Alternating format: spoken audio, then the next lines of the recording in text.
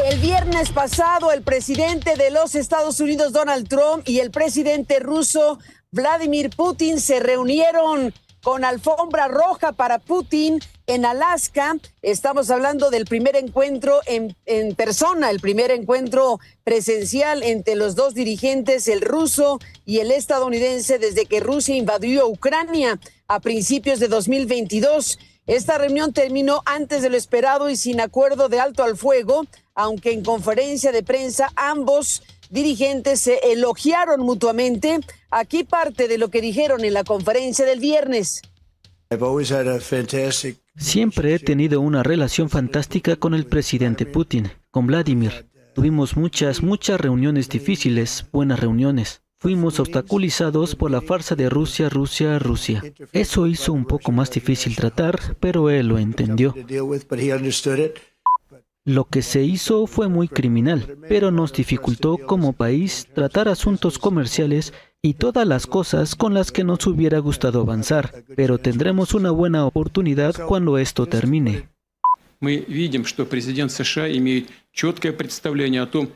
Recuerdo que en 2022, durante los últimos contactos con la administración anterior, intenté convencer a mi antiguo colega estadounidense de que no se debía permitir que la situación escalara en una acción militar, lo que podría tener graves consecuencias. Le dije directamente que sería un gran error. Hoy, cuando el presidente Trump afirma que si él hubiera sido presidente, no habría habido guerra, creo que es cierto.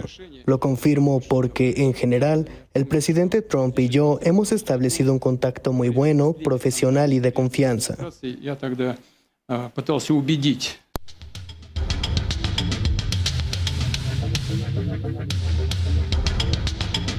El sábado se informó que Putin solicita que Ucrania entregue las regiones de Donetsk y Lugansk como condición para poner fin al conflicto. El Financial Times dio a conocer que Trump presentó estas propuestas en una llamada telefónica al presidente ucraniano Volodymyr Zelensky y a los líderes europeos. Zelensky afirmó que la negativa de Rusia a acordar un alto al fuego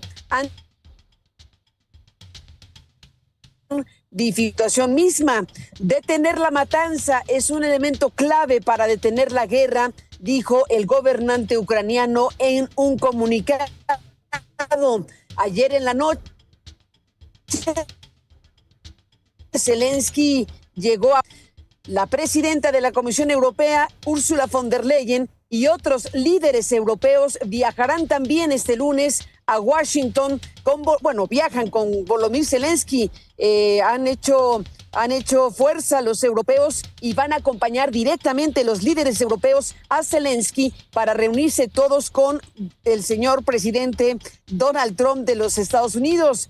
Von der Leyen señaló que primero recibirá a Zelensky en Bruselas y luego asistirá a la reunión en la Casa Blanca. También asistirán Friedrich Merz, Emmanuel Macron, Keir Starmer, Giorgia Meloni, Alexander Stubb y el secretario general de la OTAN, Mark Rutte, entre los líderes europeos que estarán directamente en Washington en este momento clave para la historia. También en las últimas horas se ha dado a conocer que Donald Trump propone que para acabar con el conflicto y la guerra deberá Ucrania aceptar no pelear más por Crimea y renunciar a su ingreso en la OTAN. Vamos a ver cómo se perfilan las cosas. Es un momento especialmente importante para el mundo en relación al tema Ucrania.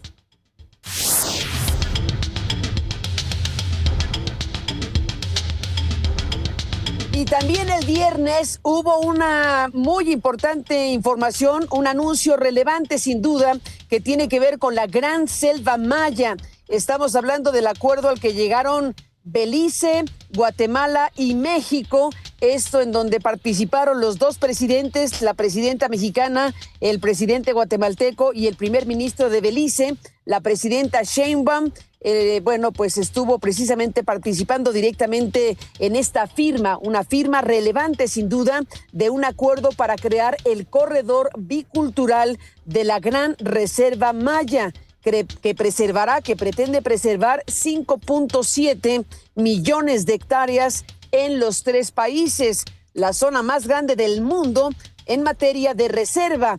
La iniciativa beneficiará a 2 millones de personas y a unas 7,000 especies e incluye cooperación en manejo del fuego, combate a la tala y aprovechamiento sostenible de recursos en favor de comunidades locales.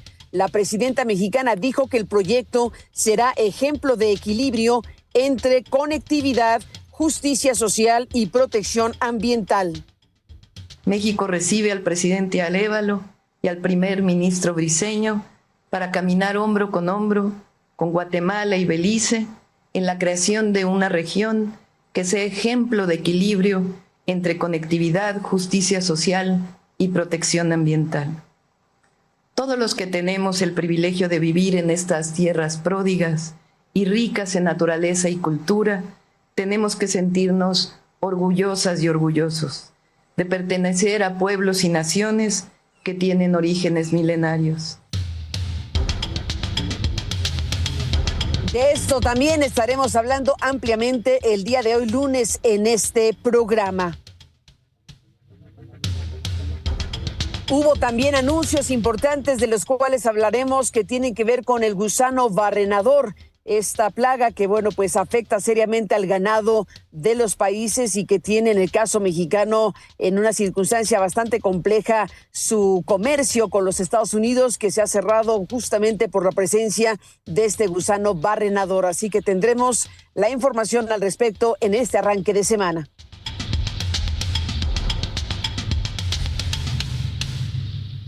Y el viernes también había una gran atención en relación al tema de los plásticos a nivel mundial. Había una expectativa abierta sobre lo que podía ocurrir en Ginebra.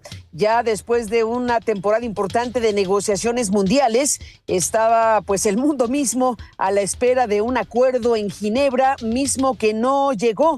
Las negociaciones para un tratado internacional contra la contaminación de plásticos fracasaron tras 10 días de trabajo al no lograrse un texto de consenso, y esto pues causó una gran decepción entre los países participantes y en general en el mundo. Los países pidieron no desechar más de 3 años de esfuerzos y convocar a una nueva ronda de negociaciones para avanzar en la creación del primer instrumento global contra la crisis del plástico.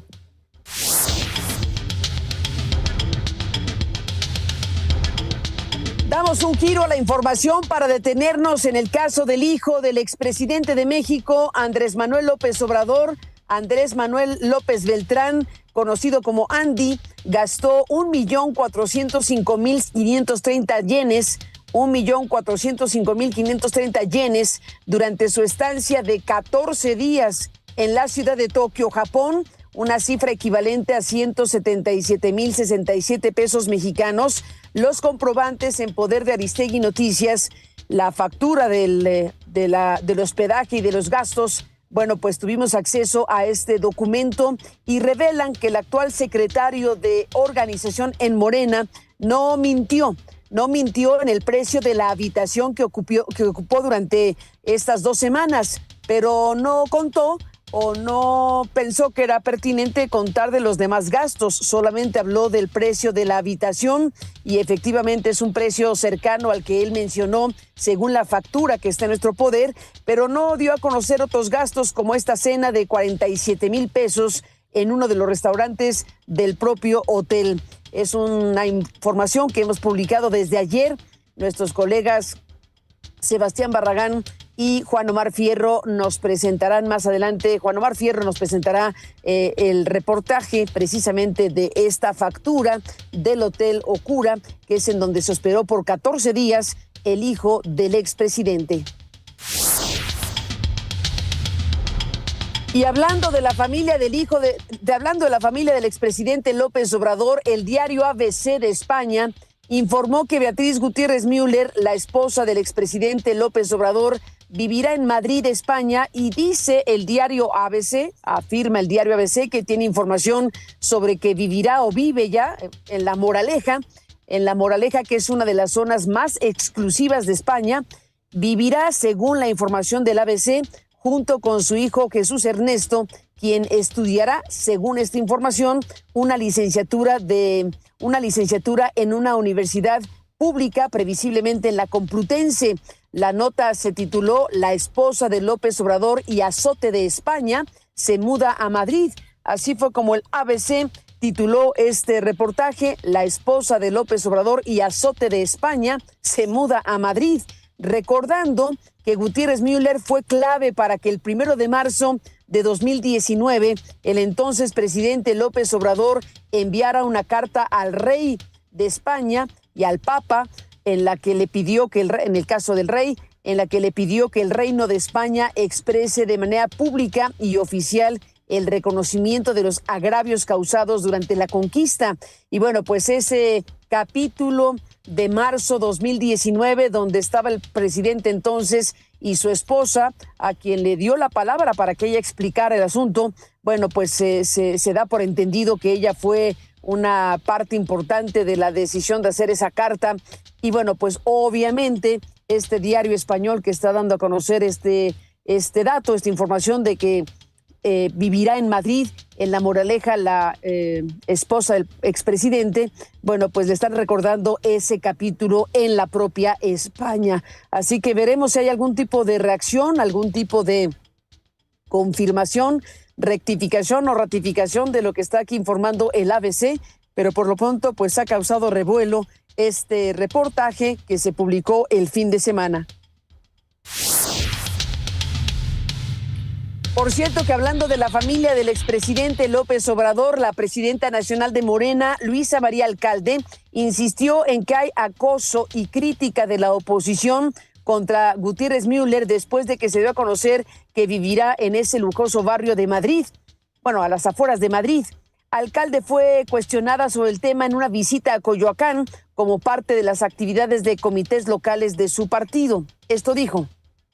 Ella es libre de hacer lo que ella quiera. No me parece, no desconozco cuáles son porque yo no lo sé, no sé de primera mano cuáles sean sus deseos ni dónde esté pensando vivir, pero ella es una mujer extraordinaria y libre. Sí. Entonces es el colmo, es una mujer de primera. Entonces también creo que en general hay un acoso y hay un comportamiento de la oposición.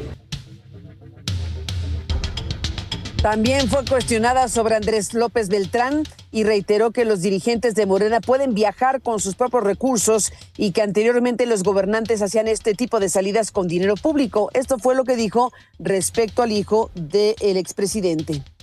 O sea, la enorme diferencia entre nosotros y ellos es que ellos viajaban con recursos públicos, con recursos del pueblo.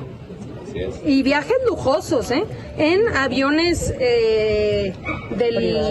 privados, pero pagados con el erario público, pagándose hoteles de lujo con recursos públicos. Entonces, esa es la enorme diferencia. No, ellos están tratando de meter en el ambiente de que somos iguales, no, que tiene que ver que estos viajen a todo lujo con dinero del pueblo a que alguien con sus recursos y con su salario pueda hacer estos viajes. Entonces ya se dijo con claridad y yo creo que se han cerrado filas, tenemos listos nuestros lineamientos y la gente sabe muy bien. Y la gente sabe muy bien, dice la presidenta de Morena.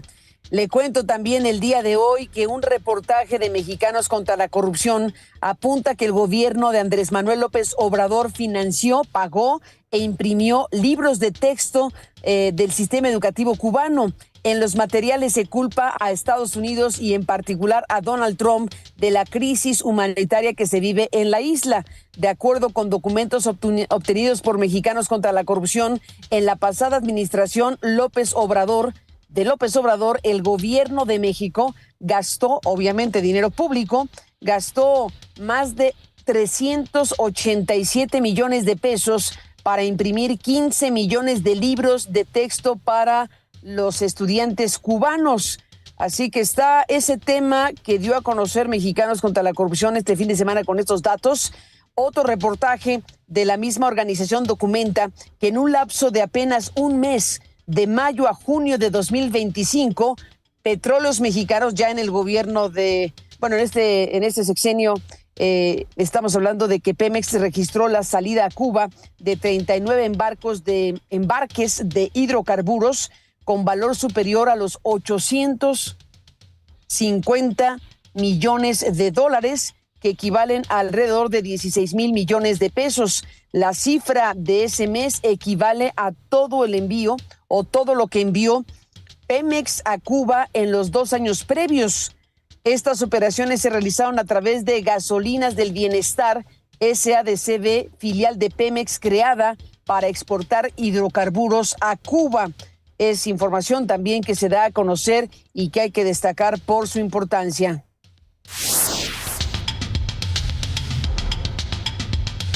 Elecciones en Bolivia. Ayer tuvo lugar la elección en Bolivia, las elecciones generales de ayer domingo. Y bueno, pues el candidato presidencial del Partido Demócrata Cristiano, Rodrigo Paz, encabeza los resultados de las elecciones generales de ayer con el 32.04% de los votos, por delante del expresidente conservador Jorge Tuto Quiroga, según los primeros resultados oficiales. Las elecciones se van a definir en una segunda vuelta que será el próximo 19 de octubre. El triunfo de Paz generó sorpresa en Bolivia, ya que en todas las encuestas preliminares había obtenido un apoyo del 10%, muy por detrás de Tuto Quiroga. Pero bueno, pues las encuestas fallaron rotundamente en Bolivia, según estos resultados que se están observando. En tanto, Eduardo del Castillo, el candidato del partido gobernante de izquierda, el MAS, Movimiento al Socialismo MAS, que es la agrupación del expresidente Evo Morales, quedó en sexto lugar según los primeros resultados oficiales. Pues aquí estamos viendo cómo el MAS queda hecho a un lado en estas elecciones. Estaremos el día de hoy hablando ampliamente también de las elecciones en Bolivia y de lo que está haciendo este castigo o esta opción que está tomando la mayoría de Bolivia para favorecer ya sea a Rodrigo Paz o ya sea a Jorge Tuto Quiroga en la segunda vuelta. Pero el MAS quedó en un sexto lugar según los primeros resultados oficiales.